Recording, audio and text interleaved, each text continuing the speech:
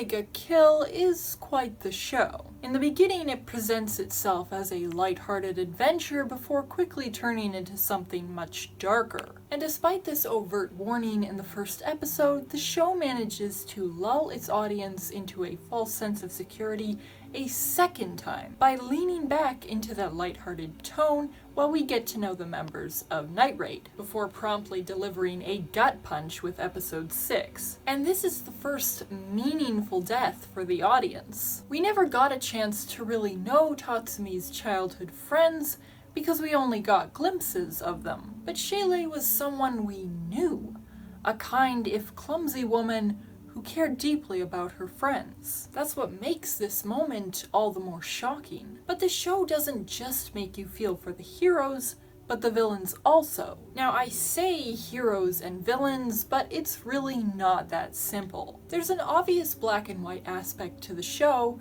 but none of the main players are truly innocent or wholly evil. In fact, a lot of the Jaggers perfectly mirror members of Night Raid. Wave is the obvious counterpart to Tatsumi. The two even befriend each other during their brief time together. Bowles reflects Bulat in that you almost expect them to be the typical muscly tough guy, but in reality they're total softies. And Esdeath mirrors Akame. And although we don't become well acquainted with all the Jaggers, the ones we do get to know are understandable, if not likable. Bowles, as I mentioned, is a total softie, a shy, thoughtful friend and devoted father. His death is by far the most lamentable of his teammates. Then there's Run, a reserved but kind companion who risked his own safety to protect innocent civilians. Wave again carries the same dedicated and passionate soul as Tatsumi. And Seryu's a little more complicated. Like Bowles, she has people outside the Jaggers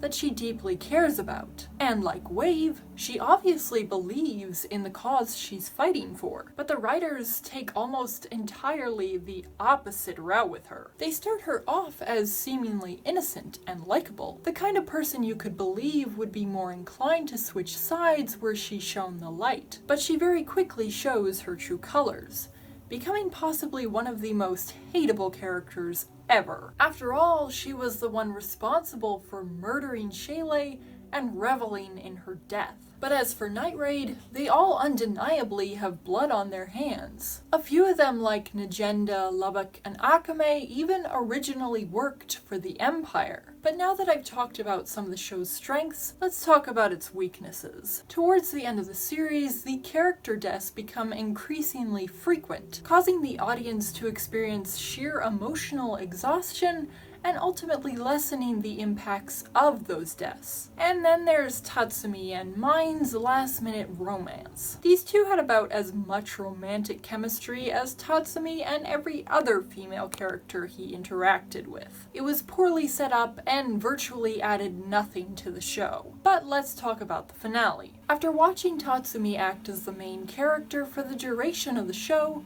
the series title was finally explained. After losing so many of her teammates one by one, and knowing that Najenda and Leon were otherwise occupied, Akame was the only one left to challenge Esdeath. And it made perfect sense. She was the only one who could face Esdeath as an equal because, as already mentioned, she and Esdeath were the same. Their whole lives they had known nothing but blood and death and violence, which is what makes Akame's fate of being the last surviving member of Night Raid apart from Najenda all the more cruel. And may I just say, this is a fantastic fight. But before I wrap this up, I wanted to talk about Leon's death, the last death in the series. Just like Shaylay's death, it's a total gut punch. Leon's death even follows the same formula as Shaylay's. You watch in horror as the characters are fatally attacked. You can't quite believe what you're seeing. But then you're given a sliver of hope. Shaylay's still fighting back. Leon seems perfectly fine. Maybe they'll be okay after all. But then that sliver of hope is torn away,